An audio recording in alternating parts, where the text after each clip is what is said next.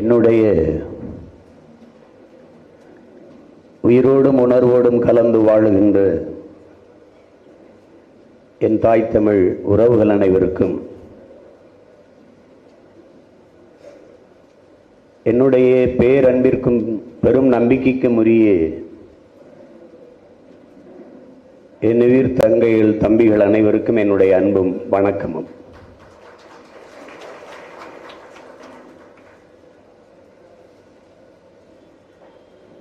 வரலாறுதான் ஒவ்வொரு தேசியத்திற்கும் வழிகாட்டியாக அமைந்திருக்கிறது. அதுவேதான் வழிநடத்தி சென்று இருக்கிறது. அதனாலேதான் நம்முடைய தலைவர் இயற்கை எனது நண்பன், வாழ்க்கை எனது தத்துவ ஆசிரியன், வரலாறு எனது வழிகாட்டி என்ற முழக்கத்தை முன்வைத்தார்கள். அதைப்போல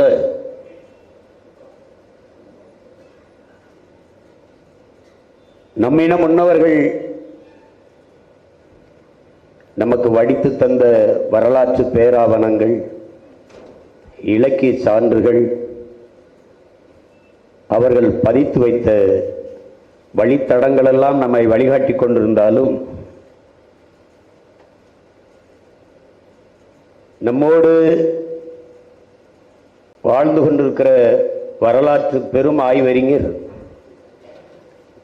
100க்கும் மேற்பட்ட நூல்களை தமிழ் இளம் தலைமுறையினருக்கு வடித்து வார்த்து வழித்தடங்களாக தந்திருக்கிற நம்முடைய ஐயா மாசோ விக்டர் அவர்கள்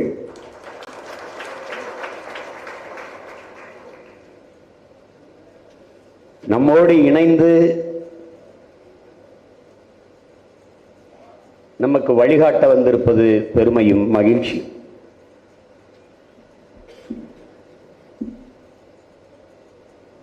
நாம்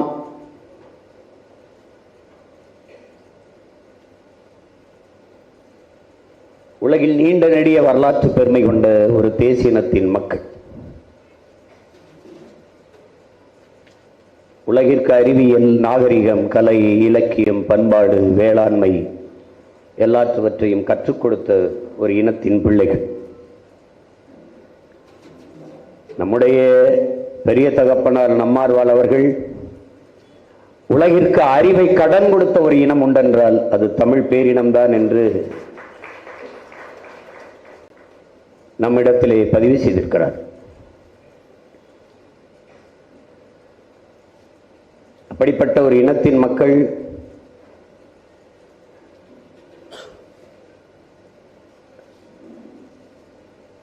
இன்றைக்கு சிதைந்து அழிகிற ஒரு இழி நிலையில் நின்று கொண்டிருக்கிறது. முன்னெப்போதும் நாம் சந்தித்த தேர்தலை விட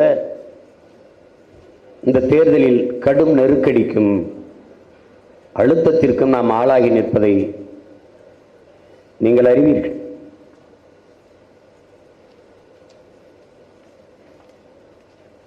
அவர்கள் நம்மிடமிருந்து நம் சின்னத்தை எடுக்கலாம், ஆனால் நாம் சுமந்திருக்கிற எண்ணத்தை ஒருபோதும் எவராலும் எடுக்க முடியாது என்பதை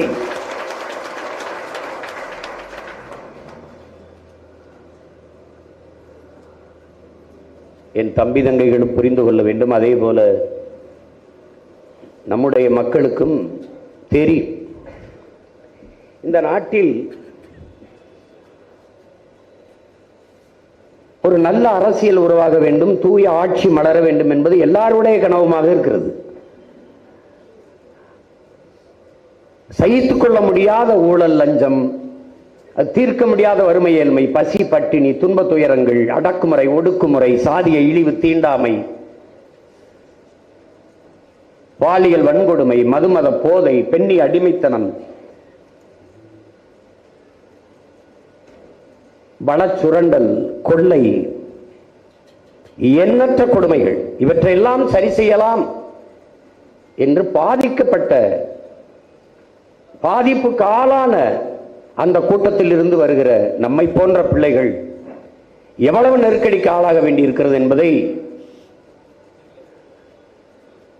நீங்கள் அறிந்து கொள்ள வேண்டும்.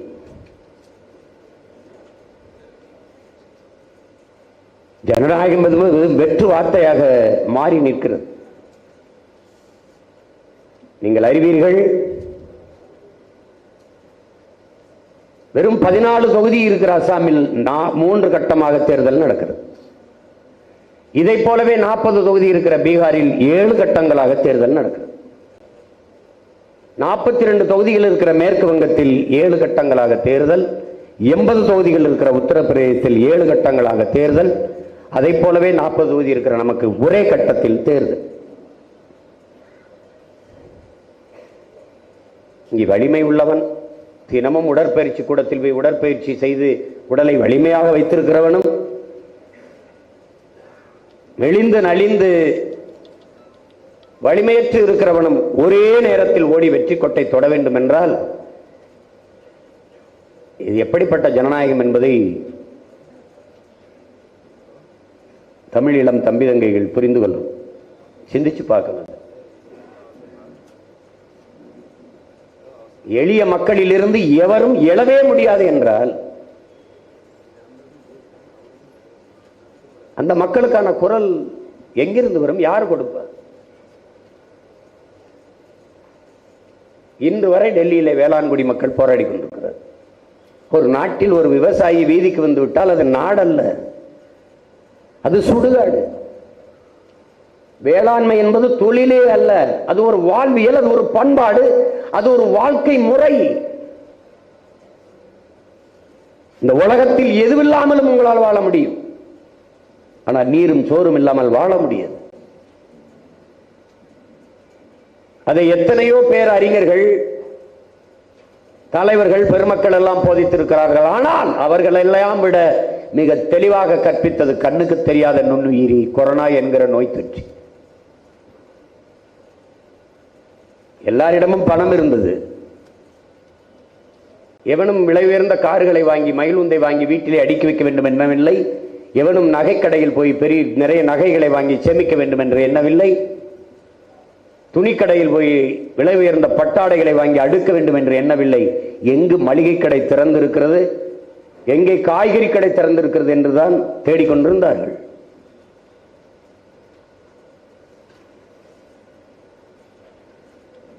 எங்கே போனது? தேவாலயங்களும் பள்ளிவாசல்களும் கோயில்களும் மூடி கிடந்தன. எல்லாம் பயனற்று போய்விட்டது பெருமக்களே. ஒன்னுக்கு ஒன்னும் பண்ண முடியல.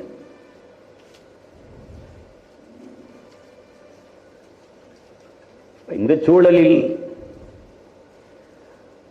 நாங்கள் விளைவிக்கிற பொருளுக்கு ஒரு நியாயமான அகவிலை, ஒரு நியாயமான விலையை தீர்மானியுங்கள், நியாயமான விலையை கூறுங்கள். இதுதான் 2014 அதுக்கு முன்பு போராடியது. அந்த போராட்டம் வச்ச கோரிக்கை 2014 நாங்கள் ஆட்சிக்கு வந்தால் அதை நிறைவேற்றுவோம் என்று சொன்னார்கள். 10 ஆண்டுகள் ஆகிவிட்டு இன்றும் அதே கோரிக்கை வைத்து வீதியில் நிற்கிறார்கள், சுட்டுக் கொள்கிறார்கள்.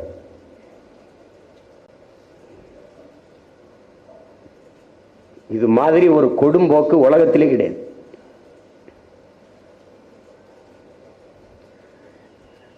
இவர்களெல்லாம் நினைத்துக் கொண்டிருக்கிறார்கள் விவசாய சின்னத்திற்காகத்தான் எனக்கு ஓட்டு போட்டார்கள் என்று.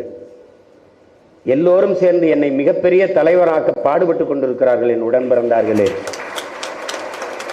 இந்த தேர்தலில் என் மக்கள், என் சொந்தங்களின் உடன் பிறந்தவர்கள் நிரூபிப்பார்கள், நீ கொடுத்த சின்னத்திற்கல்ல, சீமானின் எண்ணத்திற்கு, அவன் முன்னெடுக்கிற அரசியல் கோட்பாடுகளுக்கும், அவன் கத்தி கத்தி கற்பித்த தத்துவத்திற்கும் தான் வாக்கு என்பதை நிரூபிப்பார்கள். இந்த ஒரு பயணம் தான், இந்த ஒரு கட்டம் தான் ஆள் பள்ளத்தில் நாம் நிற்கிறோம். தாண்டிவிட்டால் சமதளத்தில் நம் பயணம் சரியாயிடும்.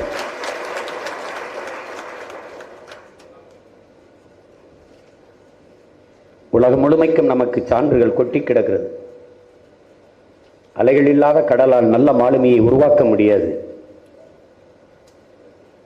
தடைகள் இல்லாத படையில் தளபதிக்கு என்ன வேலை? ஒன்றுமில்லை. நம் கோட்பாடுதான் தடையை நொறுக்கு, படையை பெருக்கு, இனத்தின் விடுதலையை இறுதி இலக்கு.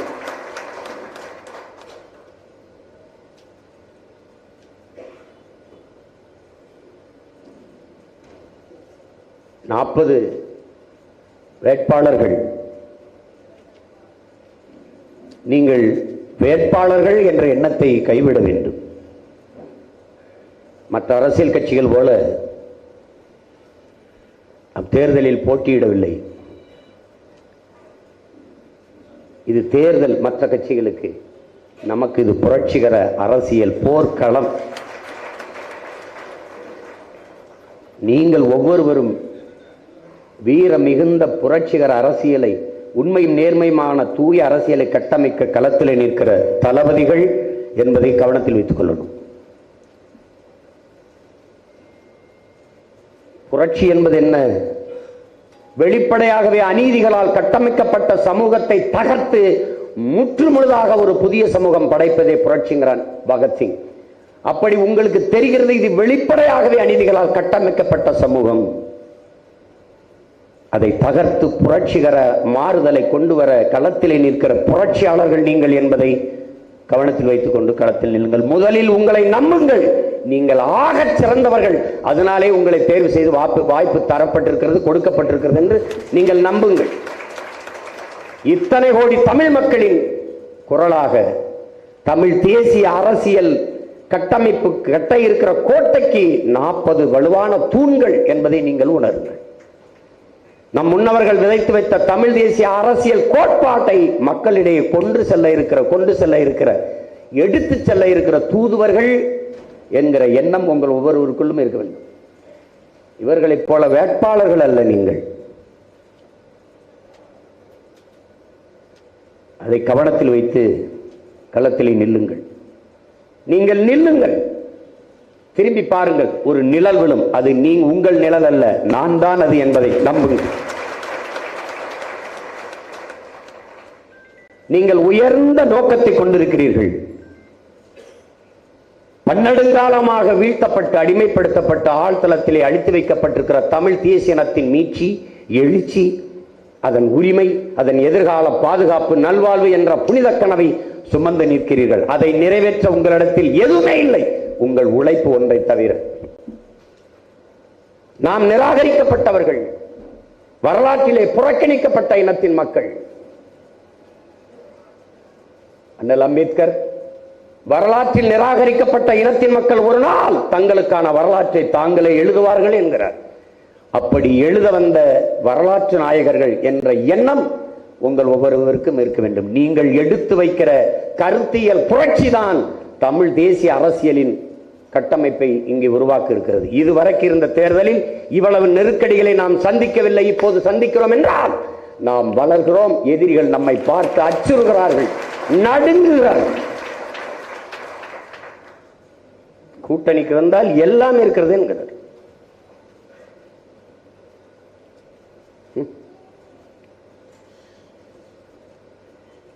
நாம் உருகி கரைந்து ஓடுவதற்கு பனிக்கட்டி அல்ல, புலிக்குட்டிகள் என்பது தெரியாமல் அவர்கள் நம்மோடு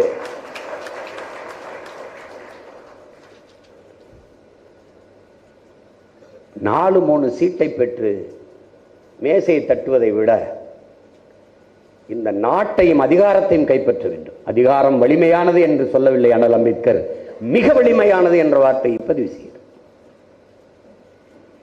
அதிகாரம் வலிமையானது, அதை அடைந்து விட்டால் அனைத்தும் எளிமையானது. அதிகாரம் வலிமையானது, அந்த அதிகாரம் என் மக்களுக்கானது என்ற கோட்பாட்டை முன்வைத்து நாம் களத்திலே நிற்கிறோம். இவர்கள் தமிழ்நாட்டிலே ஒரு கட்சி, அதுவும் மிகப்பெரிய கட்சி இருக்கின்றார், அது நாம் தமிழர் கட்சி மட்டும்தான்.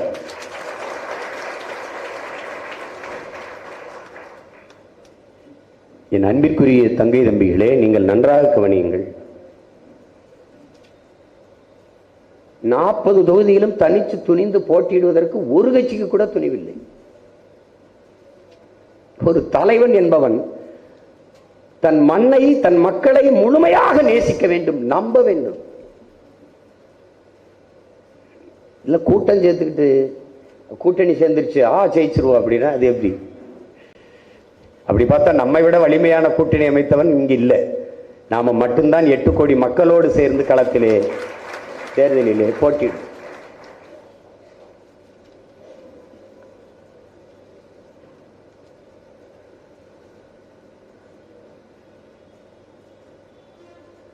என் தலைவன் எனக்கு சொன்னதை உங்களுக்கு சொல்கிறேன். என் அண்ணன் சொன்னதை உங்கள் அண்ணன் உங்களுக்கு சொல்கிறேன். தமிழ் தேசிய அரசியல் செய்யணும்.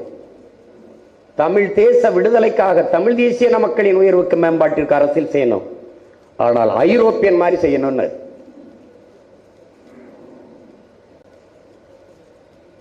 அப்படி செய்யுங்கள். உங்கள் ஆற்றல், உங்கள் திறன் அத்தனையும் பயன்படுத்துங்கள். கட்சியின் பொறுப்பாளர்கள் எல்லாம் நீங்கள் ஒவ்வொருவரும் உங்களை இந்த களத்திலே நிற்கிற வேட்பாளர்கள் என்று கருதி கொண்டு களத்திலே நின்றுங்கள். உங்களுக்கு வாய்ப்பு தரவில்லை, எனக்கு வாய்ப்பு தரவில்லை, அந்த எண்ணத்தை கைவிடுங்கள். நாங்கள் எதற்காக இதை செய்திருக்கிறோம் என்று வென்று முடிக்கும் போதுதான் உங்களுக்கு புரியும். தேடி தேடி ஒவ்வொரு வேட்பாளரையும் தேர்வு செய்ய நாங்கள் பட்ட பாடு யாரிடத்திலும் சொல்லி மாளாது. மிக தகுதியானவர்களை, மிக திறமையானவர்களை பொறுக்கி தேர்ந்து எடுத்து நிறுத்தி இருக்கிறது. காரணம், நாம் பொறுக்கு விதை மரபினர்கள். நிலத்திலே செடியிலே காய்க்கிற எல்லா கத்தரிக்காயையும் விதைக்கி விட்டதில்லை ஒரு வேளாண் குடிமகன். பந்தலிலே தொங்குகிற எல்லா புடலங்காயையும் பீக்கங்காயையும் விதைக்கி விட்டதில்லை. அதிலே எது சிறந்த காய், எது பெரிய காய், அதிலே ஒரு கல்லை கட்டி அதை விதைக்கி என்று விடுவான். கத்தரிக்காயில் எது பெருத்து, எது அழகா நல்லா காய்ச்சிருக்கு, அதில் அந்த விதையை விடுவான். இது மரபு. கிடாய் சண்டை விட்டதெல்லாம் எதற்கு? பொழுதுபோக்கிற்கு என்று கருதினீர்களா என்னுடன் பிறந்தார்களே? ஒரு கிடாயையும் மோத விடுவான்.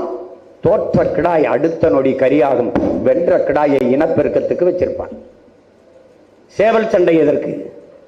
தோற்று சேவல் கரியாகும் உடனே வென்ற சேவல் வீரத்தை இன்னொரு தலைமுறைக்கு கடத்தும். ஆட்டிலும் கோழியிலுமே வீரத்தை கடத்திய பரம்பரையில் வந்தவன் நீ என்பதை கவனத்தில் வைத்து வேலை செய்.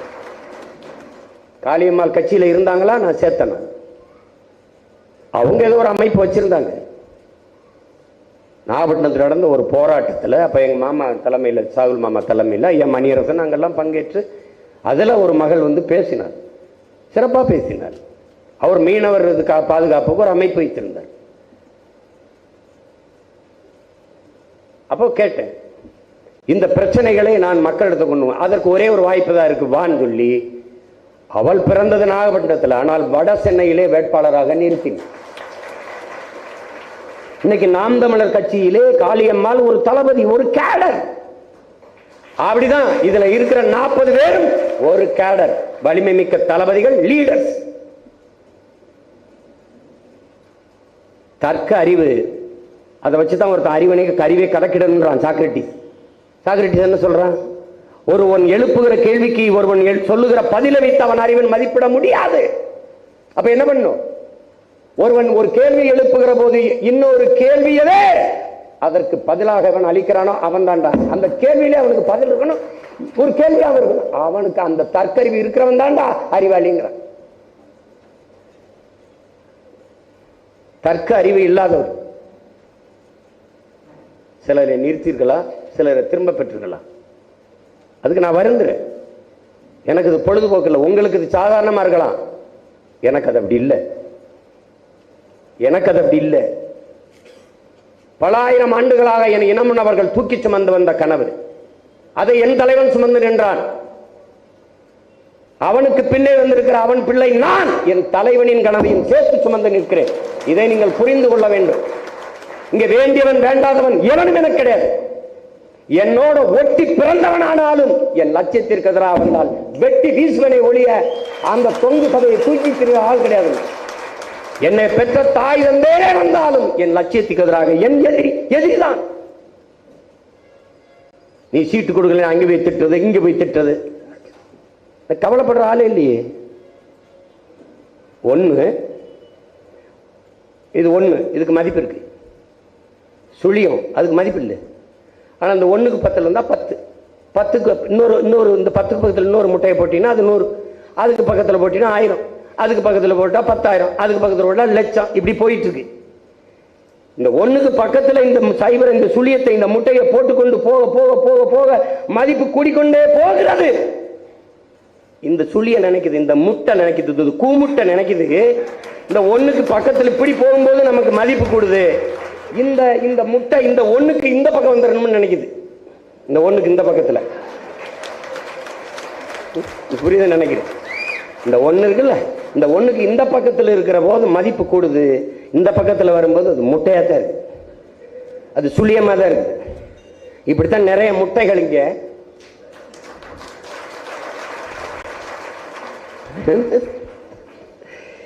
என் மனைவிக்கு சீட்டு கொடுத்தா 4 காசு சம்பாரிச்சுக்கிறவனு என்கிட்டே பேசுனா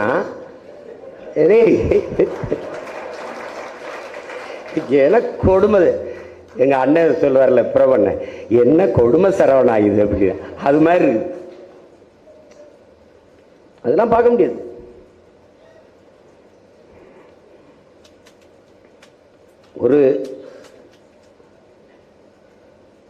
ஒரு ஆசிரியர் எதுக்கு பாடுபடுவார்? நல்ல மாணவர்களை, அறிவார்ந்த பிள்ளைகளை உருவாக்கத்தான் பாடுபடுவார். எனக்கு என்ன இவங்கெல்லாம் வந்து கோடிக்கணக்கான கட்சிக்கு நிதி 1 கோடி கொடுக்குறேன், எனக்கு இடம் கொடுங்க, கட்சிக்கு நான் 10 கோடி செலவு பண்ணுறேன், தேர்தலுக்கு இடம் கொடுங்க, அப்படி கேட்டவங்கள இல்லை. நான் தேடுனேன்,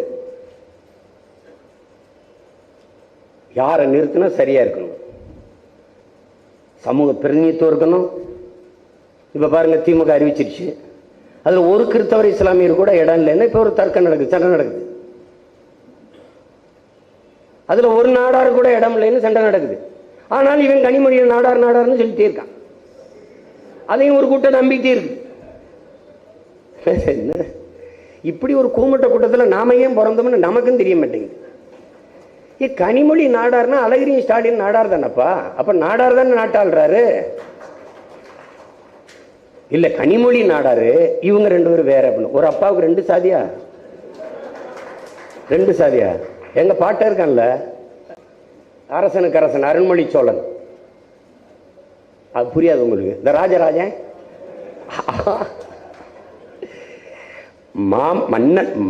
மாமன்னன் இருக்கணும், அரசனுக்கு அரசன் இருக்கணும், பேரரசன் இருக்கணும். அததான் ராஜராஜன் வச்சுட்டான் சமஸ்கிருதத்தில். அவனுக்கு ஒரு சோரட்டி அடிக்கிறாங்க பாருங்களேன்.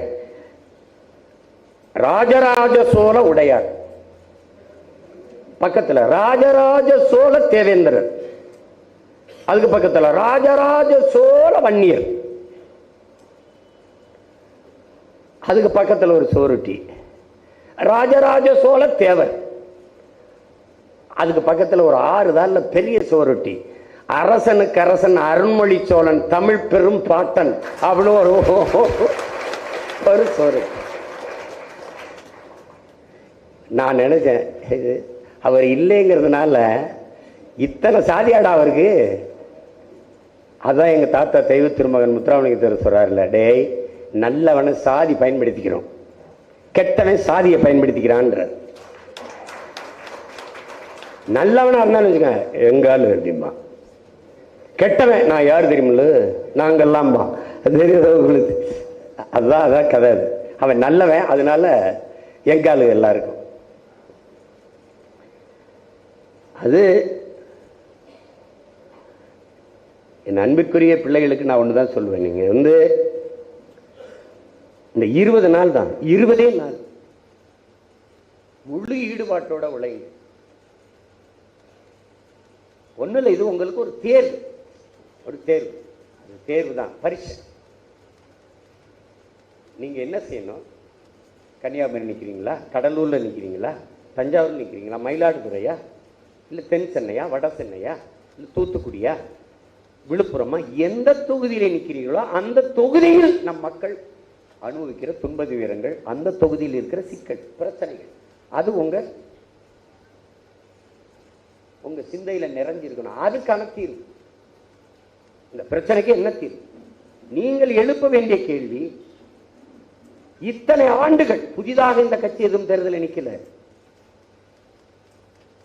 புதிதாக வென்றியவர்களும் பதவிக்கு போறதில்லை, பல முறை அதிகாரத்தில் இருந்திருக்காங்க. 10 ஆண்டு காலம் ஐயா மன்மோகன் சிங் அவர்கள், 10 ஆண்டு காலம் ஐயா நரேந்திர மோடி அவர்கள் நம் வாழ்நாளில் சரிபாதியை சாப்பிட்டிருக்கிறார்கள். 20 ஆண்டுகள் இந்த நாடு அரை அங்குலம் முன்னேறியது, வளர்ந்தது, வறுமை ஒழிந்தது, ஏழ்மை ஒழிந்தது, வேலை வாய்ப்பு ஏதாவது உண்டு, ஏதாவது ஒன்றுமே.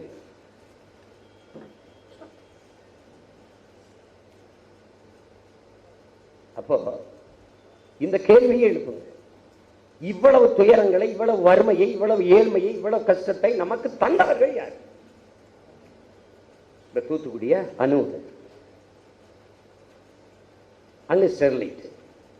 இந்த கட்சிகள் ஆட்சிகளுக்கு தெரியாம ஒருத்தவங்க அந்த அணுவில் வச்சு போயிட்டானா? இல்ல. கேரளாவுக்கு வர இருந்த அணுவை அங்கே எதிர்த்து போராடினார்கள் காங்கிரசும் கம்யூனிஸ்டும். நான் வெளிச்சத்தில் வாழ்வதை விடவும் உயிரோடு வாழ்வது முக்கியமானது என்று அணுவை எடுத்துட்டு போட்டாங்க.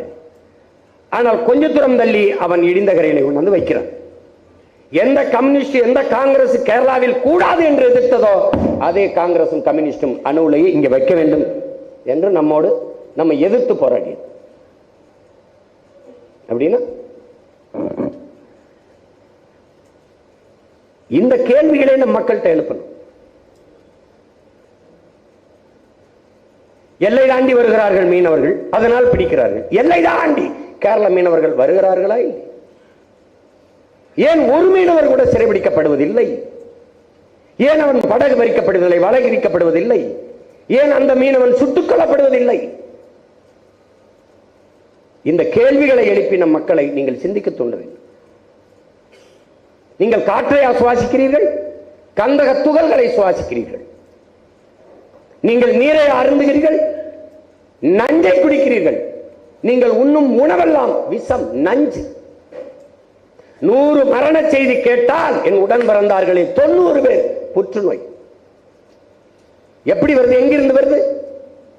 பல் ஈர்களுக்குள் புற்று அப்படின்னா பேஸ்ட் நஞ்சா இருக்கு. காதுக்குள் புற்று அப்படின்னா தாயின் மார்பிலை புற்று. 3 வயது குழந்தைக்கு புற்று. 3 வயது குழந்தை என்ன உணவு தின்றிருக்கும்? சாராயம் குடிச்சிருக்குமா? சிகரெட்டு, பான்பராக்கு, பீடம் என்ன போட்டிருக்கும்? தாய்ப்பாலை தவிர எதையும் உண்ணாத குழந்தைக்கு புற்றப்படி வந்தது. தாய்ப்பால் நஞ்சாச்சு. தாய்ப்பால் ஏன் நஞ்சானது? அவள் உண்ட உணவு நஞ்சாயிடுச்சு. இதை கற்பியுங்கள். நீங்கள் சொல்லுங்கள். போய் வணங்குகிற சாமிக்கு அரசியல் செய்ய நிறைய கட்சிகள். நீங்கள் வாழ்கிற பூமியை காப்பாற்ற ஒரே ஒரு கட்சி தான் இந்த பெருநிலத்தில் உண்டு. அது நாம் தமிழர் கட்சி மட்டும்தான். நாங்கள் சாதி பார்ப்பவர்கள் அல்ல, அதை கடந்து எதையாவது சாதிக்க துடிப்பவர்கள். நாங்கள் மதம் காக்க வந்தவர்கள் அல்ல, அதை கடந்து மானுடம் காக்க வந்த பிள்ளைகள். ஏன்? நாங்கள் உயிர்மை நேயர்கள். கொக்கு செத்தால், குருவி செத்தால், மைனா செத்தால், சிட்டு செத்தால், யானை பூனை செத்தால் எனக்கென்ன என்ற எண்ணம் எங்களுக்கு இல்லை. இவையெல்லாம் செத்தால் நாங்கள் செத்து விடுவோம் என்ற புரிதல் எங்களுக்கு உண்டு. அதை கற்பியுங்கள்.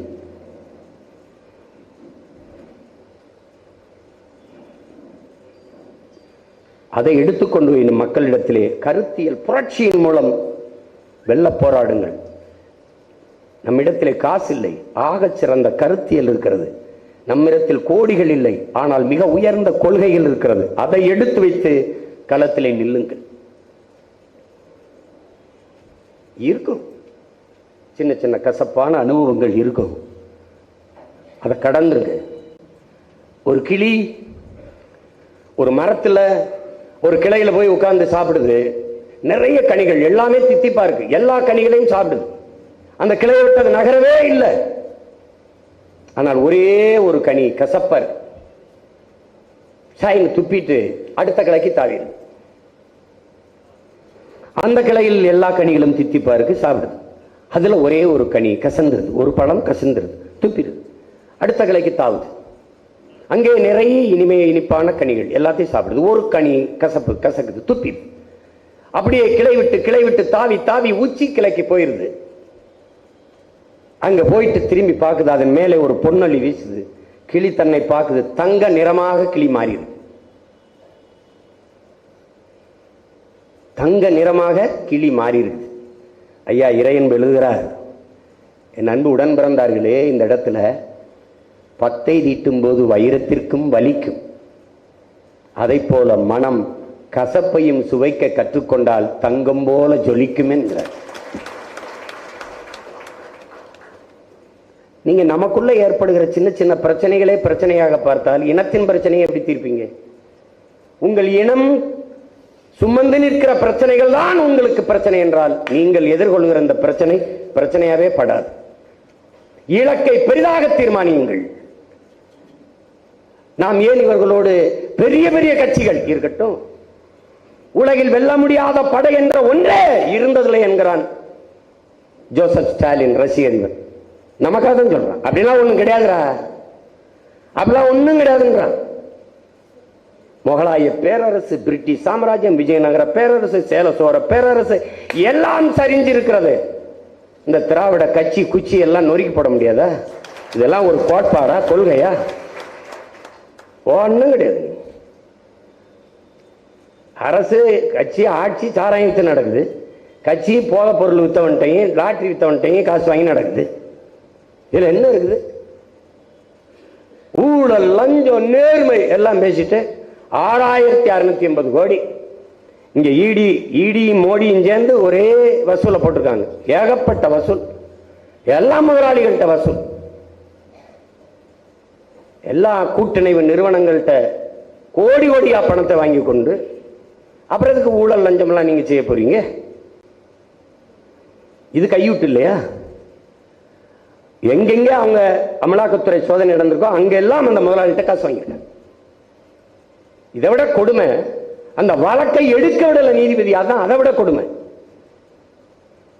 அதுல அந்த தலைமை, அந்த வழக்கறிஞர் சங்கத்தினுடைய தலைவர், அவர் குடியரசுத் தலைவருக்கு ஒரு கடிதம் எழுதுறாரு பாருங்க.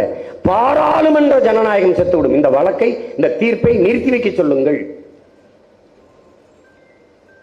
பாராளுமன்ற ஜனநாயகம் செத்துவிடும், கார்பரேட்டுகளின் சுதந்திரம் பறிபோய்விடும் எழுதிக்க. யாருக்கு அரசு நடக்குது பத்தியில்லை? இங்கே கட்சி அரசியல், தேர்தல் அரசியல் தான் நடக்கிறது. மக்கள் அரசியல், மக்களுக்கான அரசியல் இல்லை. நாம் மட்டும்தான் மக்களுக்கான அரசியலை செய்ய வந்த பிள்ளைகள் என்பதை நீங்க புரிந்து கொள்ள.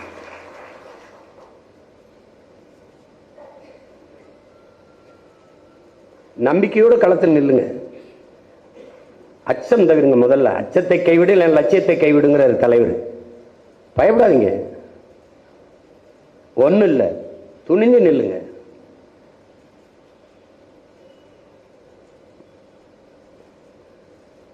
ஒரு அரசன் ஒரு பேரறிவிப்பு செய்யறான். இந்த அரண்மனை கதவை திறந்து விடுகிறவனுக்கு நான் இளவரசர் பட்டம் கொடுத்துறேன்றான். இந்த அரண்மனை கதவை திறக்கிறவனுக்கு இளவரசர் பட்டம். எந்த இளைஞனும் வர மாட்டேங்கிறான். அவர் அடுத்ததுல என்ன சொல்லிடுறாருன்னா, அது திறக்க முடியல கை ரெண்டையும் வெட்டிடுவேன். திறக்கணும், தள்ளி திறக்கணும். உன்னால திறக்க முடியல கை ரெண்டையும் வெட்டிடுவேன். அவனு ஒருத்தர் வர மாட்டான். எதுக்குடா போய் திறக்க போயிட்டு கை ரெண்டையும் வெட்டிட்டான்னா என்னன்னு. அதுல ஒரு இளைஞன் நான் திறக்கிறேன்னு வர்றான்.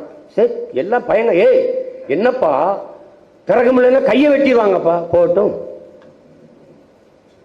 கைதான போகுது, உயிர் போகல. இல்ல, நம்பிக்கையோட போய் கதவை திறக்கிறான். ஒண்ணுமே செய்யல, இப்படி தள்ளா திறந்துச்சு. அது காரணம் என்ன?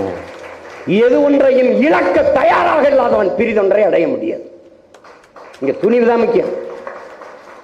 நீங்க சந்திரன்ல கால் வச்சது ஆம்சாங் படிக்கிறீங்க. ஆனா உண்மையிலேயே இறங்கி இருக்க வேண்டியவன் யூரி ககாரின் தான். அவனைத்தான் பயிற்சி கொடுத்து தயாரிக்குது. அவன் பெரிய கப்பற்படை வீரர். அவனை தயாரிக்கிறாங்க, பயங்கரமா தயாரிச்சு அவன் தான் இறங்குவான். சந்திர மண்டலத்தில் இறங்குவான், சந்திரன்ல இறங்குவான், நிலவிலே கால் வைப்பான்னு கீழர்கள்லாம் கவனிச்சு பார்த்துக்கிட்டு இருக்கான். என் உடன் பிறந்தார்களே, இது உண்மையா பொய்யான்னு இல்லை, ஆனால் நமக்காக சொல்லப்பட்ட கதை என்றாலுமே நீங்க இது உள்வாங்கிக்கிறீங்க. இந்த போயிடுச்சு. யூரி ககாரின் தான் இறங்க போறான் நிலவுல. எல்லாம் எதிர்பார்த்துட்டு இருக்கான். பக்கத்துல ஆம்ஸ்டாங் கோபைல் கூட துணைக்கு போனவர் தான் ஆம்ஸ்டாங்.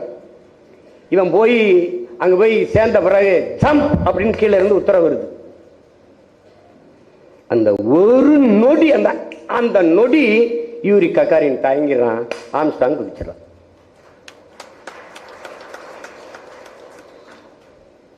அந்த அவமானத்தில் யூரி ககாரின் தற்கொலை பண்ணி இங்க செத்துறான். அதுக்கு அங்க குதிச்சே செத்துருக்கலாம்.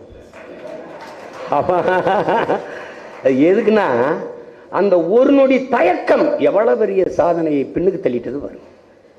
தயங்காதீங்க, பயப்படாதீங்க, பயப்படாதீங்க. எல்லாருமே பாடினதுதான் அச்சம் தவிர்ங்கிறதான். பாரதியே தான் சொல்றான், அச்சம் தவிர்,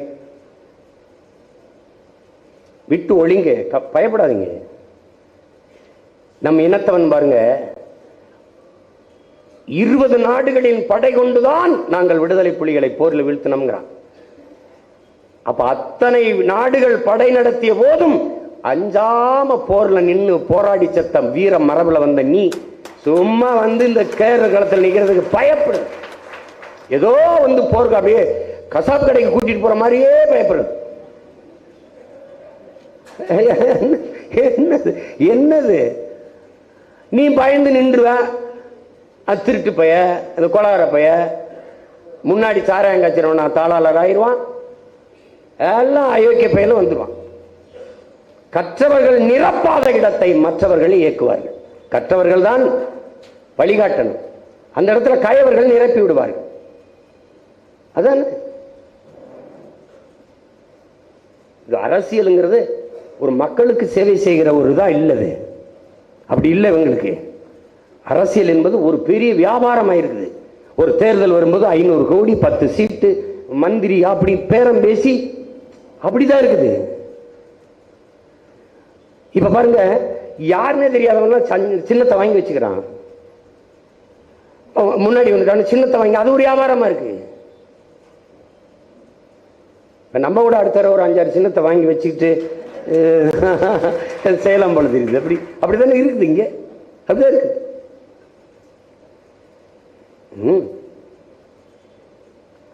உற்சாகமா வேலை செய்யுங்க. 20 நாள் தான். 20 நாள் ஒரு தேர்வுக்கு நீங்க தயாராகி தேர்வு எழுதுறது போல எழுதுங்க. உங்க பகுதி, உங்க தொகுதியில மக்கள் சந்திக்கிற பிரச்சனைகளை மக்களுக்கு எடுத்து பேசுங்க. இந்த பிரச்சனைகளை தந்தது யார் என்று கேளுங்க. 39 உறுப்பினர்களை கொடுத்தீர்கள் கடந்த 5 ஆண்டுகளில். அவர்கள் உங்களுக்கான குரலாக ஒலித்தது எவை? உங்களுக்கான பிரச்சனைகளை பேசியது எது? உங்களுக்கு இருந்த பிரச்சனைகளை தீர்த்தது எது? 10 ஆண்டுகளில் இவர்கள் செய்யாத நல்லதை பிஜேபி, 10 ஆண்டுகளில் செய்யாத காங்கிரஸ் செய்யாத நல்லதை அடுத்து வருகிற 5 ஆண்டுகளில் செய்வார்கள் என்று எப்படி நம்புகிறீர்கள்? அதனால் எளிய பிள்ளைகள், நாங்கள் அடிப்படை அமைப்பு அரசியல் மாற்றம் என்ற புரட்சிகர முழக்கத்தை முன்வைத்து இது மாற்றத்திற்கான எளிய மக்களின் புரட்சி என்று வருகிறோம். அடிப்படை அமைப்பு அரசியல் மாற்றம் என்றால் என்ன? அதனுடைய வரைவு புத்தகம் தருது. போகும்போது வெளியிட்டுருவோம், வாங்கி படிங்க. உங்களுக்கு தெரியும், நானே நேர பல மேடைகளில் பேசியிருக்கேன். இப்போ ஒரு சின்ன உதாரணம் சார். இப்ப அரசு பணியில் இருக்கிற ஒரு மருத்துவர் இந்த தேர்தலில் போட்டியிட முடியாது.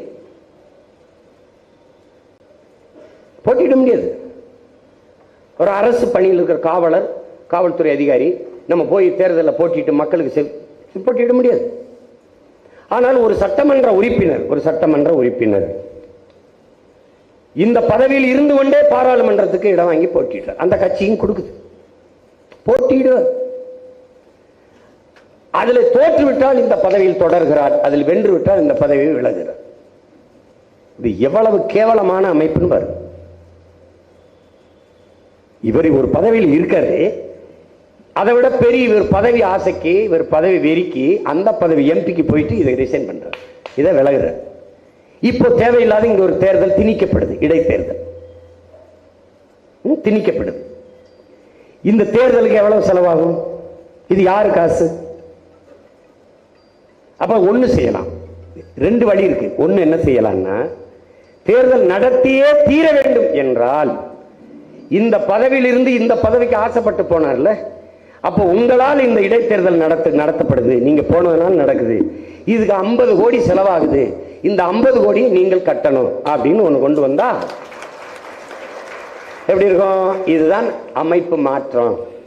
அப்படி இல்லைன்னா ஒண்ணு என்ன செய்யணும் தெரியுமா?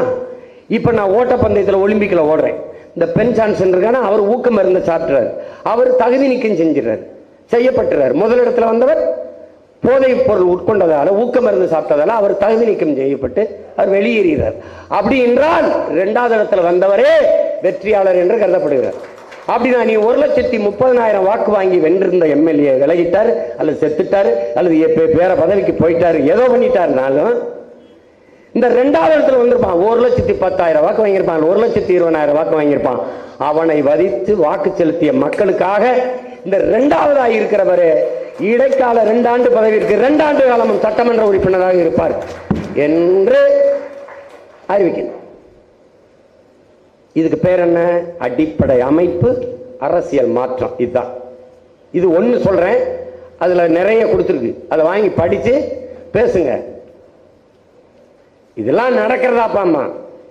எது ஒன்றும் சாத்தியத்திலிருந்து பிறப்பதில்லை என் உடன் பிறந்தார்களே, எது ஒன்றும் சாத்தியத்திலிருந்து பிறப்பதில்லை, தேவையிலிருந்தான் பிறக்கிறது. இது தேவையா தேவையில்லையா? அதான் நம்ம எழுப்புற கேள்வி. அதெல்லாம் நீங்க கடுமையாக பாடுபடுங்கள், உழையுங்கள். அப்படி ஒவ்வொன்றுக்கும் நம்ம கேள்வி வைக்கிறோம். ஒவ்வொன்றுக்கும் நீ கேஷ்லெஸ் எக்கனாமிக் வந்துட்ட, அது மாதிரி சிம்பிள் செலக்ஷனுக்கு வாங்குறோம். இந்தியாவிலே நாம மட்டும்தான் கேட்கிறோம். எப்படி அமெரிக்கா போல என் முறைக்கு வா, என் நம்பர் அது இருக்கிறதுனால தானே இப்படி ஆட்டம் காட்டுற. எனக்கு 101, அவனுக்கு 501, அவனுக்கு 2001, அவனுக்கு 201, எதையோ கொடு. படிக்காதவர்கள் என்ன செய்வார்கள்? அவனை படிக்க வைக்காம என்ன புடிங்கிட்டு இருந்த? 75 ஆண்டு கால சுதந்திர இந்தியாவில் எல்லோரையும் படிக்க வைக்கிறத விட அவனுக்கு என்ன வேலை? படிக்காதவன் எப்படி நல்ல தலைவனை தேர்வு செய்யற ஆற்றல் எப்படி அவர் அவனுக்கு? அப்புறம் இதுக்கு தேர்தல் வைக்கிற? ஏன் வைக்கிற? அதனால புழக்கத்தில் இருக்கிறதா, மக்களின் புழக்கத்தில் இருக்கிறத தான் கொடுக்க முடியும். கொடு. ஒவ்வொரு தேர்தலுக்கும் ஒவ்வொரு கட்சிக்கும் புதுசு புதுசா. எப்படி? இதான் அடிப்படை அமைப்பு அரசியல் மாற்றம் நம்ம கேட்கிறது. அப்ப நீ என்ன பண்ண?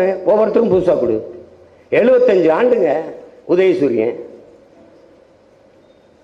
70 ஆண்டு 60 ஆண்டுகளா ஆட்சி. இவர் கீழே இறங்கினார்னு வச்சுக்கிறீங்களேன். இவர் 60 ஆண்டுகள் ஆட்சி, 60 ஆண்டுகள் ஆண்டு திராவிட கட்சி 49 ஆரம்பிச்சு 67 ஆட்சிக்கு வருது. அதுக்கு முன்னாடி இருந்து இந்த சின்ன இருக்கு. அரசு நலத்திட்டமா? இலவச அரிசியா? உதயசூரியன் இருக்கு. இலவச மடிக்கணினியா? ரெட்டல இருக்கு. அப்போ உங்க சின்னங்களை அப்படியே கொண்டு போய் சேர்க்கிறீங்க. நாங்க என்ன செய்யறது? அதனால என்ன பண்ணு? ஏடா ஒவ்வொரு தரத்துக்கும் புதுசு புதுசா கொடுறாங்க. அதான் சரியான ஜனநாயகம், அதான் சம வாய்ப்பு எல்லாருக்கும். அப்படி கொண்டா எப்படி? நாட்டின் தேசிய மலர் அது 1ஆப்ல இருந்து படிக்கிற தாமரைன்னு. அது எப்படி ஒரு தேர்தலில் ஒரு அரசியல் கட்சிக்கு சின்னமா கொடுத்த? எப்படி கொடுத்த? தேசிய மலர் அப்படின்னா தாமரைன்னு தெரியுது, அதை சின்னமா கொடுத்துருக்க. இப்ப நான் தேசிய விலங்குது புலி, அதை கொடுத்துரு. நான் ஸ்ட்ரைட்டா கனெக்ட் ஆயிருவேன்ல, ஹார்ட் டு ஹார்ட், எதை கொடுத்துரு. எப்படி? கேள அது நேஷனல் அனிமல், இது நேஷனல் ஃப்ளவர். அதை இதுக்கு கொடுத்த? எது கொடுத்த? ஒண்ணு இதை எடுத்துரு, இல்ல எனக்கு அதை கொடுத்துரு. எப்படி? நீ அடுத்த சண்டை தான். இப்ப என்ன பண்றான்? நம்ம வழக்கு நீதிமன்றத்தில் போய் வழக்கு போட்டா வழக்கை எடுத்தா தானே அப்படி இருக்குது. வழக்கு இருக்கும்போது நான் எப்படி சின்னம் கொடுக்கறது? அப்ப அந்த வழக்கை திரும்ப பெற்று ஏதாவது ஒரு சின்னத்தை கொடு. ஒன்னத்துக்கு உதவாததை கொடுக்கறது. கடைசியா அவங்களுக்கு செருப்பை வச்சுதான் கெஜ்ரிவால் விளக்கமாறு நம்ம செருப்பு. என்ன பண்ணு? ஒரு இதா இருக்கு பாருங்க. செருப்பு கொடுத்தாலும் செருப்பு, இதில் கட்டாயமாக வாக்கு செலுத்த வேண்டியது நம்ம ஒருவருடைய பொறுப்பு அப்படின்னு பேர்.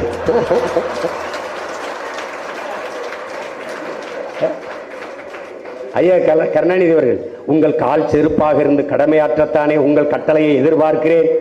அவர் குரல்ல இருக்கு, அதே போட்டு ஓட்டு கட்ட வேண்டியதுதான். பூரா நமக்கு தான் வேலை செய்யறாங்க. தம்பி அண்ணாமலை என் மண் என் மக்கள், அதை பீகார்ல இருந்து சொன்னா இந்திய மண் இந்திய மக்கள், என் நாட்டில் இருந்து சொன்னா ஏன் அரசியல் தாப்பா? அது தமிழ் தேசியம்தான். தமிழர் உரிமை மீட்போம், தமிழ்நாட்டை காப்போம். ஐயா எடப்பாடி அவர் எனக்கு தான் ஓட்டு கேட்கிறாரு, இவரையும் எனக்கு தான் ஓட்டு கேட்கிறாரு. எல்லாருமே சேர்ந்து நம்ம கட்சி வெற்றிக்கு பாடுபடுறாங்க. அதெல்லாம் யோசிக்காம துணிஞ்சு வேலை செய்யுங்க, கவலைப்படாம வேலை செய்யுங்க. கட்சி பிள்ளைகள் பொறுப்பை உணர்ந்து இந்த 20 நாள் அரும்பாடாற்றிருங்க, விட்டுறாதீங்க. ஒன்று நீங்கள் புரிஞ்சுக்கிறீங்க, தமிழ் தேசிய அரசியல் வளர்ந்துடக்கூடாது, நம்ம வென்றக்கூடாதுங்கிறத எல்லாரும் எதிர்பார்த்து வேலை செய்யறான். நம்மளை வீழ்த்திடணும்ட்டு இந்த வாட்டி இவனை மேலே ஏற விட்டா தடுக்க முடியாதுன்னு அவன் முடிவு பண்ணிட்டு நமக்கு எதிராக வேலை செய்யறாங்க. ஒரு இந்திய கட்சி இந்த மண்ணில் வளருகிறது என்று வந்துருச்சுன்னா இனி தமிழ் தேசிய அரசியல் வளராது, மலராது. அப்ப எப்படிப்பட்ட இக்கட்டில் நீ நிக்கிற? அதனால என்ன விலை கொடுத்தும் என்ன பாடுபட்டும் இந்த நிலத்தில் திராவிடம் இல்லை, இந்தியம் இல்லை, தமிழ் தேசிய அரசியல் தான் நீங்க வெறி கொண்டு வேலை செய்யணும். வெறி. பள்ளிமாவா சொல்றாருல, தமிழர்களே இனப்பற்று கொள்ளாதீர்கள், இன உணர்வு கொள்ளாதீர்கள், இன வெறி கொள்ளுங்கள், இல்லை என்றால் நீங்கள் ஆளப்படுவீர்கள், ஒருபோதும் ஆள மாட்டீர்கள். நீங்க ஆளணும்னா வெறி கொண்டு வேலை செய்யும். அவன் சொல்லுவான் இனவே, ஆமா ஆமா நான் யார் என்று சொல்வதே இனவெறின திரும்ப திரும்ப சொல்லு. நான் தமிழன் சொல்லு, ஆமா நீ இனவெறி, ஆமா நான் தமிழன். அது என் அடையாளம், எது என் முகம், என் முகவரி. அத பெருமையா சொல்லு, பெருமையா சொல்லு. நாம் செய்வது இன உரிமை அரசியல். நம்மை இனவெறி என்று பார்ப்பவன் தான் இனவெறியன். அவன் ஏதோ ஒரு இனத்துக்கு வெறியன். சமரசம் இல்லாம சண்டை செய்யுங்க. நம்மளால முடியாதா? தமிழ்நாட்டில் 3வது பெரிய கட்சி நம்ம தான். 7 விழுக்காடு, பல கோடி, பல 100 கோடிகள், 500 கோடி, 1000 கோடின்னு பேரம் பேசி வாங்கிட்டு 10 சீட்டு 15 சீட்டுன்னு வாங்கி போக முடியாதா? போகலாம். அதுக்கப்புறம் நாளை பிறக்கிற தலைமுறை நம் புதைகுழி தேடி வந்து காரி துப்பு. எல்லாரும் பேசினதான் இவனும் பேசினான். இந்த பண்ணியும் போய் பீதின்றுச்சும்பா.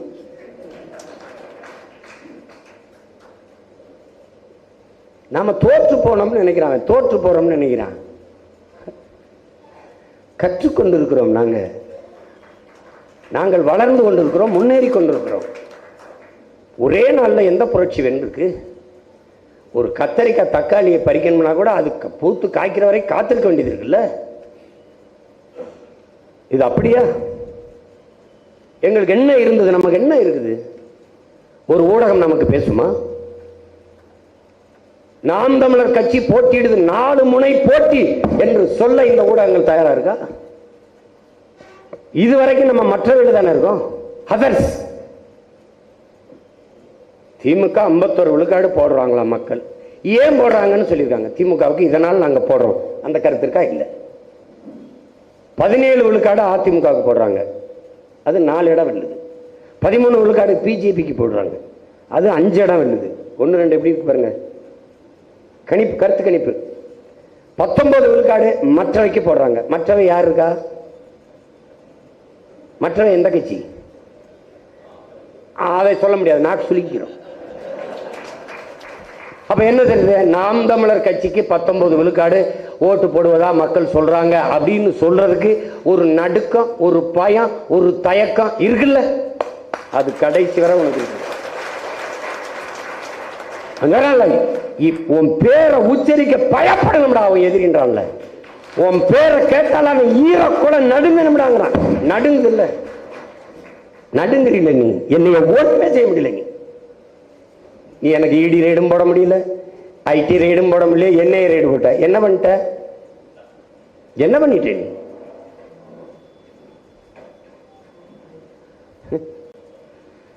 இருபது நாள் எங்க ரைட பாரு. நீ களத்துல நான் இறங்கின பிறகு பாரு. நீ பதில் சொல்லி நான் கேட்கிற கேள்விக்கு, நானும் என் பிள்ளைகளும் எழுப்புற கேள்விக்கு பதில் சொல்ல முடியாது. ஆட்டத்தை எங்க பக்கம் திருப்பல. நீ பார்த்தே 3 கட்சி கூட்டணி, ஒரே ஒரு கட்சி தனித்த பேரணி. நான் மட்டும்தான் தனிச்சு நிற்கிறேன். இந்த துணிவு, இந்த நேர்மை, இந்த ஆண்மை, இந்த வீரம் தமிழர் நிலத்துல பிரபாகரன் பிள்ளையை தவிர எவனுக்குறாங்க?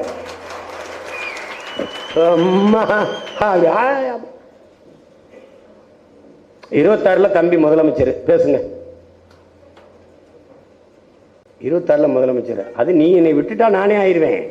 நீ உங்கூட வந்தா என்னைக்கு ஆயிருது? உனக்கு முறவாசல் தான் செய்ய முடியும், முதலமைச்சர் ஆக முடியாது. இந்த காதில் ஒரு 10 லிட்டர் தேன், இந்த காதில் இந்த குலோப் ஜாமீன், அது ஐஸ்கிரீமு எல்லாம் லிட்டர் கணக்காக வச்சு ஏற்றுறது. காலையில் எண்ணெய் ரைடு, அங்கே கூட்டணி பேச்சு. காலையில் இந்த சின்னங்கட்டை அவனுக்கு கொடுக்குறது, அந்த சின்னங்கட்டை இவனுக்கு கொடுக்குறது, அப்புறம் கூட்டணி பேசுறது. நானும் படிக்க வச்ச வாத்தியார்ட்ட கூட இப்படி கையிட்டு உட்கார்ந்ததில்லை. சரிப்பா சரிப்பா. அப்புறம் சின்னத்தை கொடுத்தோம்னா இந்நேரம் களத்தில் இறங்கி பாதி தொகுதி சுற்றிருப்பான் சீமா. அதனால நீ எடுத்து வச்சுக்கிட்டு பண்ற. அது ஒன்றும் இல்லை. எங்கள் பிள்ளைகளுக்கு அந்த ஆற்றல் இருக்கு. அதுவும் தகவல் தொழில்நுட்ப பிரிவுக்கு அந்த ஆற்றல் இருக்கு. ஒரு நொடியில் கொண்டு போய் சேர்ப்பாங்க. நீ கூலிக்கு வேலை செய்யறவன், என் பிள்ளை எல்லாம் கொள்கைக்கு வேலை செய்யறவன். எல்லா நாட்டு இராணுவத்திலையும் சம்பளத்துக்கு சண்டை போடுவான். என் தலைவன் இராணுவத்தில் சத்தியத்துக்கு சண்டை போட்டவன், லட்சியத்துக்கு சண்டை போட்டவன். அவன் பிள்ளைகள் நாங்கள். இதெல்லாம் தைரியமா நின்று நீங்க வேலை செய்யுங்க, நம்பிக்கையோடு வேலை செய்யுங்க. உங்களெல்லாம் எதுக்கு இந்த இதெல்லாம் புதுசாக இருக்குது. சில பேர் நீங்கள் புதுசு. காளியம்மாலாம் ஒரு தேர்தலை எதிர்கொண்டுட்டாங்க. சில பேர் இதுக்கு முன்னாடி எதிர்கொண்டுருக்குறாங்க. என் தம்பி கார்த்திகெல்லாம் முன்னாடி எதிர்கொண்டுருக்காங்க. தம்பி களஞ்சியம்லாம் பல முறை அரசியல் தளத்தில் இருந்தாலும் தேர்தல் களத்தில் புதுசு. ஒன்றும் கிடையாது. பெரியார் சொல்கிறார்ல, முதலாக ஜெயிலுக்கு போகும்போது கொஞ்சம் கூச்சமாக இருக்கும்டா, 2-3 தடவை போயிட்டீங்கன்னா அப்புறம் உதுத்து போயிரும்டா அப்படின்னு. அது மாதிரி இது போகும்போது 6ஆம் வகுப்புலேருந்து 7ஆம் வகுப்பு போகும்போது என்ன உங்களுக்கு ஒரு சின்ன ஒரு தயக்கம் இருக்கும் பாருங்க. அவ்வளோதான். அங்கே 4 நண்பங்க கிடைச்சிட்டாங்க, ஆசிரியர்லாம் நல்லா பேசிட்டாங்கன்னா அப்புறம் ஜாலி. அது மாதிரி தான் இது. போய் அந்த பாவப்பட்ட மக்களை பாருங்க, அவனை பாருங்க. அவனை அப்படியே விட்டு எப்படி போவீங்க? அவனுக்கு வேலை செய்யணும். அவன் கூட பிறந்துட்டே, நீ அவனை விட்டு போக முடியாது. நீ அவனுக்கு தெரியாது, நீ தான் சொல்லிக் கொடுக்கணும். 75 வயசு பெரியவர்கள், 80 வயசு பெரியவர்கள் நான் பேசிட்டதுக்கு அப்புறம் நீ பேசினதுக்கு பிறகுதாப்பா நாங்கெல்லாம் தமிழர்கள்னே தெரிய வருதுன்ற. உண்மையிலேயே சொல்ற. அப்படி ஒரு பெரியவர் சொல்றாரு, நான் தம்பி படம் எடுத்தேன், அந்த படத்துக்கு எனக்கு பாராட்டு கூட்டம். அதுல பேசும்போது நான் இதுவரை படமே பார்த்ததில்லை. அவருக்கு 80 வயசு இருக்கும், படமே பார்த்தது இல்லையா. உனக்காக போய் உன் படத்தை பார்த்தேன்ற. எப்படி விளங்கு நாடு?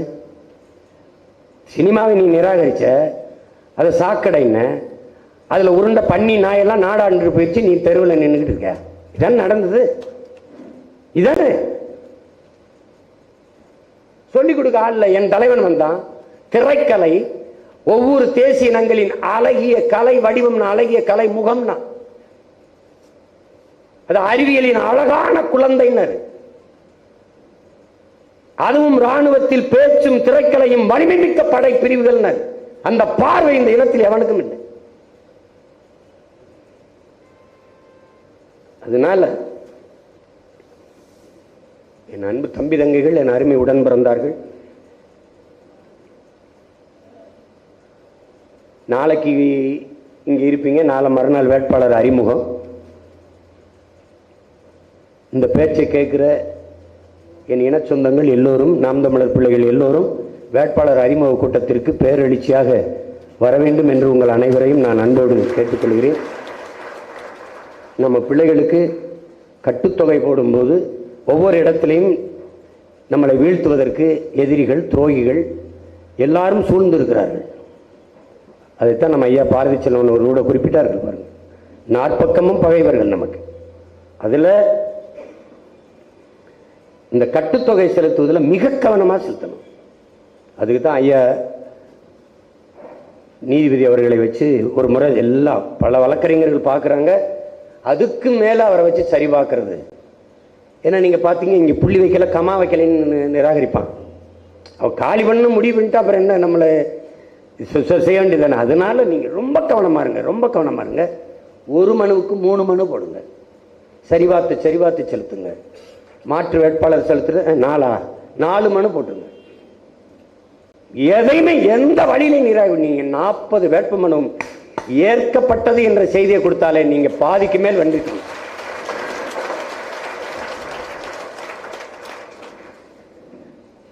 நம்ம சின்ன எண்ணம்ங்கிறது என்னங்கிறத நீங்கள் நாம் தமிழர் பிள்ளைகள் களத்தில் நிற்க போற நீங்கள் எதிர்பார்ப்பதை விட நமக்கு வாக்கு செலுத்த இருக்கிற மக்கள் எதிர்பார்ப்பது என்னதான் அவன் சின்னம்.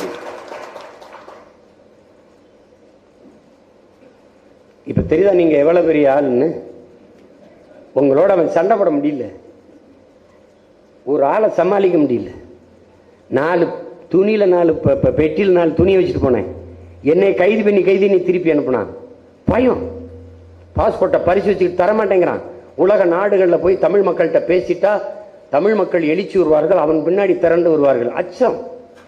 இதுக்கெல்லாம் நான் காரணம் இல்லை, இவர்தான்,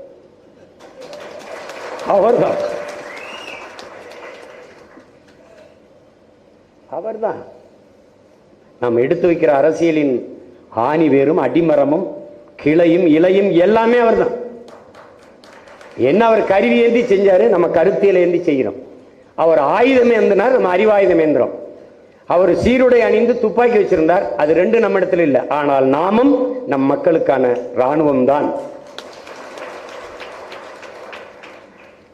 நாம் தமிழ் தேசிய அரசியலின் குரல்களாக, வலிமை மிக்க குரல்களாக, எழுச்சி மிகுந்த குரல்களாக 40 குரல்களை தயார் செய்கிறோம்.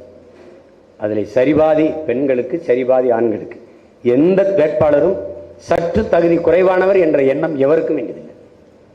நம்ம பிள்ளைகள் பேசும்போது, களத்தில் பேசும்போது உங்களுக்கு தெரியும், தர்க்கத்திலே விவாதங்களை பங்கேற்கும் போது தெரியும் எவ்வளவு ஆளுமையான பிள்ளைகள் நம் பிள்ளைகள் என்பதை நீங்கள் அறிவீர்கள். அதனால நம்பிக்கையோடு களத்தில் நில்லுங்கள்.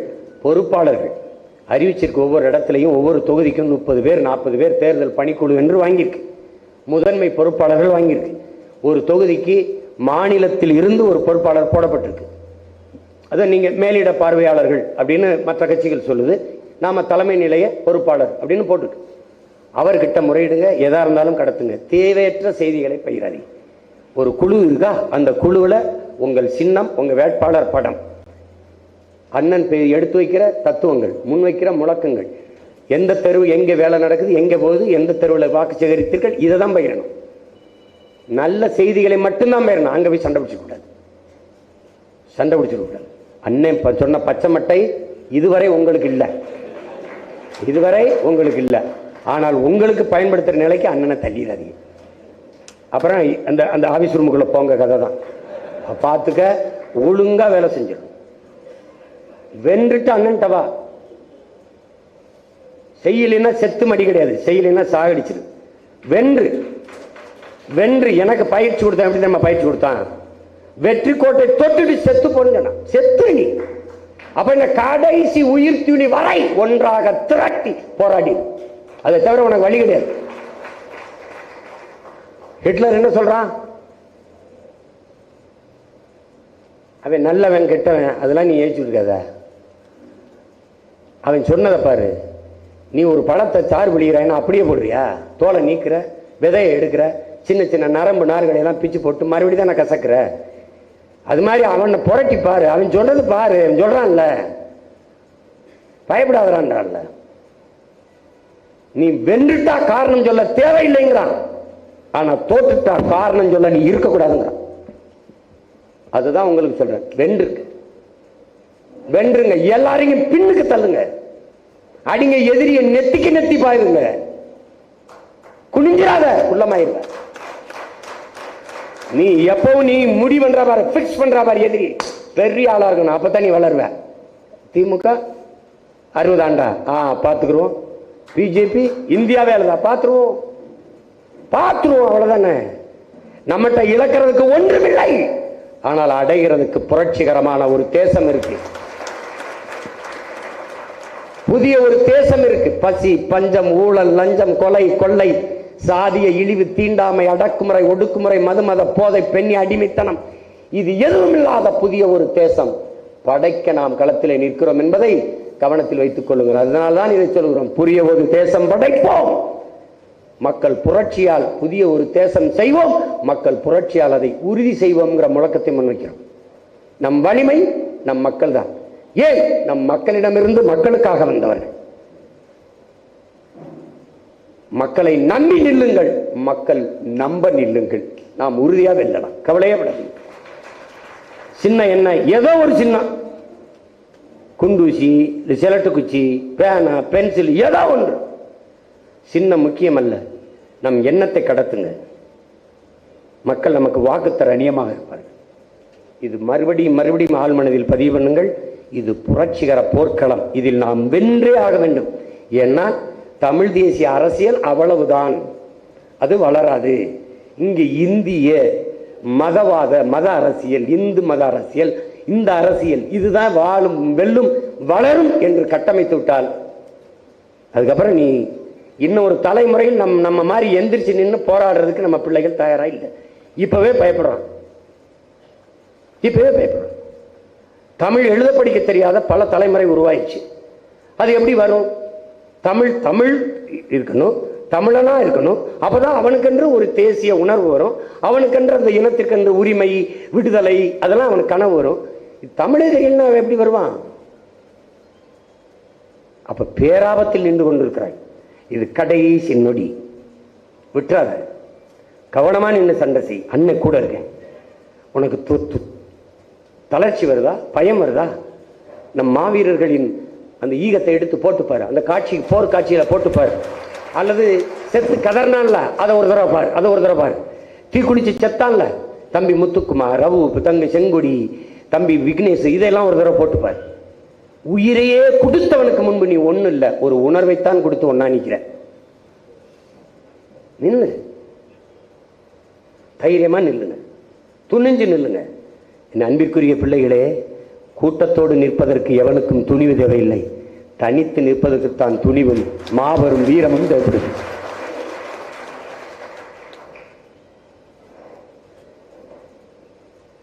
துணிந்து நில்லுங்க. அண்ணன் உங்க கூட இருக்க. போய் ஓய்வு எடுத்துட்டு மதியம் வந்து படப்பிடிப்பு, பயந்துடாதீங்க. இந்த கும்பிட்டு அந்த முறையை ஒழிச்சிருங்க. தலைவர் சொன்ன மாதிரி ஐரோப்பியன் மாதிரி ஸ்டைலா நில்லுங்க. நில்லுங்க, நம்ம நில்லுங்க. நான் சொல்றத பேசுங்க, பேசுங்க. நீங்க ஒவ்வொரு அப்படி எடுப்போம். ஒன்றும் இல்லை, பெரிய நடிக்க வைக்க போறாரு அண்ணன்னு. செய்யுங்க, சும்மா செய்யுங்க, அவ்வளவுதான். எடுப்போம். நமக்கு தொலைக்காட்சியில் போட காசு இருந்தா போடுவோம், இல்லைன்னா நமக்கு இருக்கவே இருக்கு தகவல் தொழில்நுட்ப பிரிவு, நம்ம வலைவழியில கடத்துவோம். இப்ப நான் பாருங்க, ஆசிரியர் பேராசிரியரை நிறுத்திருக்கேன். நான் பேராசிரியர். அவங்க சொல்றாங்க அரசியல் அதை கற்பிக்காத கல்வி கல்வியே இல்லை, அரசியலை தாண்டி ஆகச்சிறந்த கல்வி ஒன்றும் இல்லை, கற்போம் கற்பிப்போம். இது மாற்றத்திற்கான எளிய மக்களின் புரட்சி. பேச முடியாதா? 16 மருத்துவர்கள் போட்டியிடுகிறார்கள். அப்படி டெத்தாஸ்கோப் கோட்டோடு வந்து நான் மருத்துவர் மனோஜ் அல்லது மருத்துவர் கௌசிக் பாண்டியன் மருத்துவர், இப்படி ஒரு பேரை சொல்ல வேண்டியதா? சொல்லிட்டு என்ன, இதுவரை நாங்கள் செய்தது தேக நலனுக்கான மருத்துவம், இப்போது செய்ய வந்திருப்பது தேச நலனுக்கான மருத்துவம். அடிப்படை அமைப்பு அரசியல் மாற்றம். இது மாற்றத்திற்கான எளிய மக்களின் புரட்சி. எங்களுக்கு வாக்களியுங்கள், வருங்கால தலைமுறைக்கு வாழ்வழியுங்கள். இன்னொரு டாக்டர், மருத்துவம் ஒரு மகத்தான சேவை, அது என் மக்களுக்கு தேவை. சரியான சமமான தரமான மருத்துவம் எல்லோருக்கும் கிடைக்க எங்களுக்கு வாக்களியுங்கள். இதைதான் இப்ப எடுக்க போறோம். எல்லாம் டைரக்டர் கேமரா எல்லாம் காத்திருக்கு. நீங்க போங்க, சாப்பிட்டு போய் இருங்க. நான் இந்த அண்ணன் ஒரு சந்திப்பிற்கு முடிச்சுட்டு வரேன். நாளைக்கு பூரா என்னோட தான் இருக்கணும். நான் சொல்றதா பேசி நடிங்க, அப்படி போடுவோம். இவங்க செய்யற அரசியலை மறந்துருங்க, அதை அழிச்சிருங்க. நம்ம ரூட்டே தனி. வாடு போனீங்க. என்ன பேசுறதுன்னு உனக்கு குழப்பமா இருக்கா? என்ன பேசுறதுன்னு 2023 ஆரம்பிச்சு முத கன்னியாகுமரியில் அண்ணன் பேச ஆரம்பிப்பேன். நீ தூத்துக்குடியில பேசாத, அதான் இங்க இதுல பேசு, கடலூர்ல பேசு. அவ்வளவுதான், பேசிக்கிட்டே இருக்க வேண்டியது. அண்ணன் உனக்கு என்ன கெட்டு போச்சு? நீ புதுசா மெட்டீரியல்லாம் தேடாத, அவங்க எடுத்து தருவாங்க. ஒரு சுவர்ல எழுதியிருக்கப்பா, உதயசூரியன் சின்னம் போட்டு இருந்தா ராத்திரி புறம் தங்கச்சியில் கடத்தி விட்டேன். என்ன எழுதிருக்கு தெரியுமில? 110 ரூபாய்க்கு குவார்டர் கிடைக்க ஏற்பாடு செய்த ஒரே கட்சி, ஒரே சின்னம் உதயசூரியன். சிரிக்கிறீங்க. இதெல்லாம் விட சீரியஸா அவங்க நம்ப முடியுது. அண்ணே அண்ணே அண்ணே என்னண்ணே அண்ணே என்னண்ணே ஒன்றும் கண்டுக்காம இருக்க? ஏப்பா அண்ணே இங்கே பாருங்க, ஒரு பொட்டலம் கஞ்சா 1000 ரூபாய்க்கு விற்றுக்கிட்டு இருந்துச்சுண்ணே, இப்போ 9000 ரூபாய்ண்ணே. எங்க நிலைமை நினைச்சு பாருங்க, நாங்கெல்லாம் எங்கே போவோம்ன்றாங்க. அதுக்கு என்னப்பா செய்யணும்? இதுக்கு ஒரு குரல் கொடுத்துருந்தேன். அண்ணே நீ பேசினா தானே பயந்துட்டு குறைப்பாங்க. டே கஞ்சாவுக்கு இல்லாமடா நான் பேசணும். அது எனக்கு தனியா இருக்கும்போது பிச்சு இல்லை எங்க போய் முட்டிட்டு ஆகுறது நம்ம இவங்களை வச்சுக்கிட்டு சொல்லு. அதில் சின்ன சின்ன பசங்கள்லாம் பாலிடிக்ஸ் ஓகே தான், அவருக்கு நிறைய ஃபேன் ஃபாலோவர்ஸ்லாம் இருக்காங்க, பாலிடிக்ஸ்லாம் ஓகே தான், ஆனால் நான் நடிக்கிறது இல்லைன்னு நிப்பாட்டுறேன்னா ரொம்ப கஷ்டமாக இருக்குது அப்படின்னு. டேய் நான் பார்த்து இவனுக்கெல்லாம் தான் நம்ம போராடிட்டு இருக்க மாட்டா, எப்படி இருக்கும் பாருங்க, கொடுமை தான். வாங்க ஆசிரியர்கள் எல்லாம் எல்லாம் பொறியாளர்கள் எல்லாம் வாங்க. பொறியாளர்கள் கட்டடம் கட்டுவது போல, அழகான மாளிகை கட்டுவது போல நல்ல சமூகத்தை கட்டமைப்பதும் பொறியாளர் பணிதான். போடு அதெல்லாம் வாங்க, எல்லாம் சொல்ல சொல்ல நடிச்சுட்டு போங்க. தொலை தூரத்தில் இருக்கிறவங்களுக்கு இன்னைக்கு எடுத்துருவோம், பக்கத்தில் இருக்கிற பிள்ளைகளுக்குன்னா நாளைக்கு எடுத்துருவோம். முழு நாள் எடுத்து வச்சு போட்டு பரப்பி விடுறோம். என்னடா இவங்க வேற மாதிரி ஏதோ செய்யறாங்க. கும்பிட்டு போட்டு ஒட்டாத, கும்பிட்டு போடாத, ஸ்டைலா நில்லு, அப்படி நில்லு. உனக்கு வேலை செய்ய நான் கும்பிட்டு இருக்கணுமா? உண்டியில் செஞ்சு வச்சுக்க. தலைவர் படம் மட்டும் போட்டுறாத. அப்பா படம், நம்ம பாட்டை வள்ளுவர் படம், அவன் பொருள் அது சொல்றாங்க, பொருள் எல்லாருக்கும் இல்லை உலகம்ன்றான். அதை முதல்ல போட்டு கீழே இந்த வருமானம் காக்கும் இனமானம்னு போட்டு அண்ணன் கும்பிட்டு நிற்கிற மாதிரி ஒரு இது இருக்கும், அதை போட்டு அது நீ குண்டில் உனக்கு குறைஞ்சது 1 லட்சம் 2 லட்சம் 50,000 போடுவான். ஆட ஒருவேளை சாப்பாடு செலவுக்கு வச்சுக்கலாம்ல, விட்டுறாத கையேந்து. ஏன்னா நீ அவனுக்கானவன், உனக்கு வலிமை வளமை எல்லாம் அவன் தான். நிதியும் அவன் தான், நீதியும் அவன் தான். அவன்கிட்ட நில்லு, வழியே கிடையாது. அன்னை தெரசாவை பின்பற்று. எச்சியை துப்படம் ஒருத்தன், இது எனக்கு போதும், அங்க நிறைய பேர் பசியோடு இருக்காங்க கொடுங்கன்னாங்கல்ல, அது மாதிரி தந்தால் நன்றி சொல்லு, தரலைனா ரொம்ப ரொம்ப நன்றின்னு சொல்லு. சொல்லு, அதை செய், விட்டுறது. தைரியமா போராடுங்க. நான் வேலை செய்யணும்னு சொல்ல மாட்டேன், போராடுங்க. இது கடுமைதான், போராடுங்க. போர்க்குணமற்ற உயிரினங்கள் உலகில் பரிதாபகரமானவை, பாவப்பட்டவைங்கிறான். போராடும் போதுதான் வாழ்வின் இருத்தலை உறுதி செய்கிறது. போராட்டமே வாழ்வின் இருத்தலை உறுதி செய்துங்கிறான் மார்க்சியம் கார்கி. போராடும் போதுதான் மனிதனே பிறக்கிறான். தாயின் வயிற்றிலிருந்து நீ எளிதா வந்துடல, போராடிதான் வந்திருக்க. போராடு. செய்வாரா சொல்றான்ல, நீ போராட தயங்குகிறாய். ஒவ்வொரு நாளும் விதை பூமியோடு போராடித்தான் முளைக்கிறதுங்கிறான். போராடு.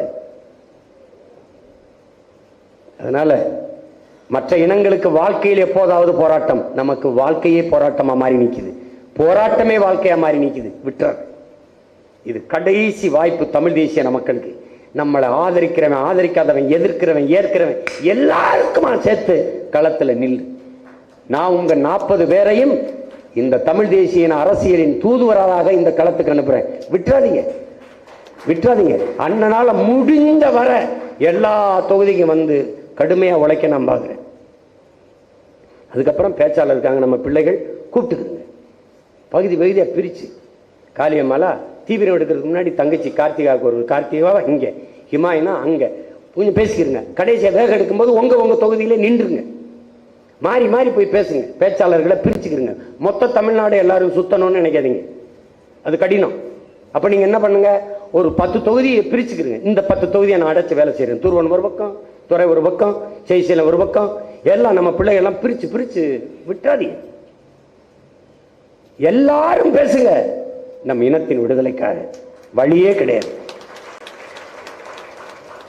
இது எனக்கானதில்லை, உங்களுக்கானதில்லை, நமக்கானது. நாம் பிறந்த பெருமை மிக்க தமிழர் என்கிற இனத்திற்கான. அதனால உங்களை நம்பி, உங்களை அசாத்திய ஆற்றலை நம்பி இந்த வரலாற்று பெரும்பணியை உங்கள் உடன் பிறந்தவன் உங்களிடத்திலே ஒப்படைக்கிறேன். புரட்சி எப்போதும் வெல்லும். நாளை நமது வெற்றி அதை சொல்லும். இனம் ஒன்றாவோம், இலக்கை வென்றாவோம். நம்